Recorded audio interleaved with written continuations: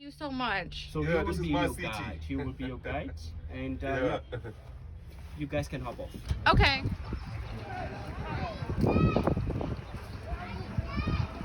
Let's stop here for now, ladies. Okay. Hello, hello. Hello. My name is Mr. Sibu Siso.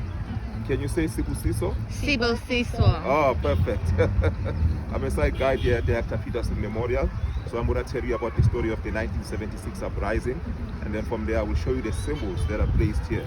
So I don't have a lot of time. We'll try to put everything together. So this place is named after this boy there on the photograph, the one that was being carried there on the photo. So he was only 12 years old when he was shot and killed on the 16th of June, 1976 by the apartheid police officials. Oh, You must know man. that in the 1970s, South Africa was still very much under the apartheid regime. In fact, in the 1960s, that's when many movements that were fighting against apartheid.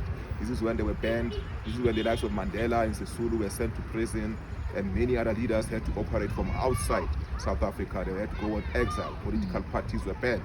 So it was a time when the apartheid regime, well, we can say that they had a lot of power during that time. So, but the students of 1976, they wanted better education than what the government was giving them.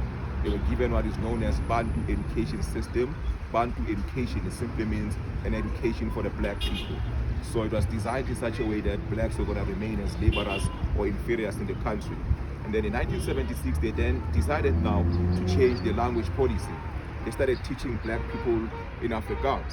So they were now learning subjects like geography, history, mathematics in the Afrikaans language. Afrikaans language is about 90% Dutch. There's a bit of German, French mixed together as well. It was extremely difficult for these kids to learn in this language.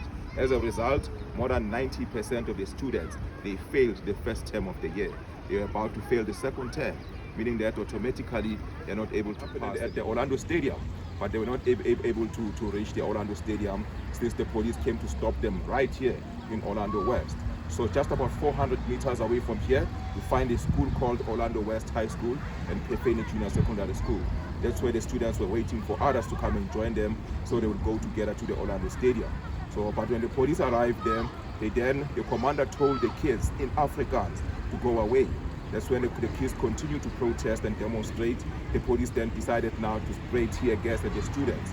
After 5 minutes, they also released police dogs to attack. Some kids then picked up stones and they stoned the dogs. That's where 2 dogs died, and the police opened fire with live ammunition, shooting at the students. Were these white officers? So most of the police officers, since it's Soweto, were black, but most of their commanders were all white, you know.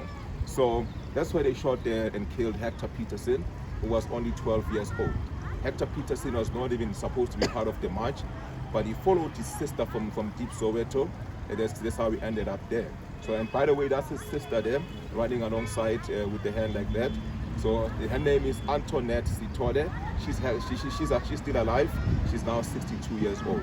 And then the guy who's carrying Hector Peterson is since disappeared that time. Even to this day, nobody knows his whereabouts. The tall boy.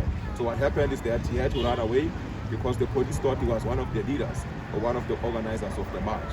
So that's where he left South Africa. Firstly, he went to Botswana. While he was in Botswana, he received a scholarship to study in Nigeria. And he disappeared somewhere in Lagos, Nigeria. He was only 19 years old. The picture that made Hector the symbol of the uprising was published all over the world. It was seen in all of the continents around the world. So that's how Hector Peterson then became the main symbol of the uprising. He was not the only child who was shot. On that day, about 34 people were killed. In 2 years, goodness. more than 600 people were killed all over South Africa. My So the God. first child who was shot was not Hector.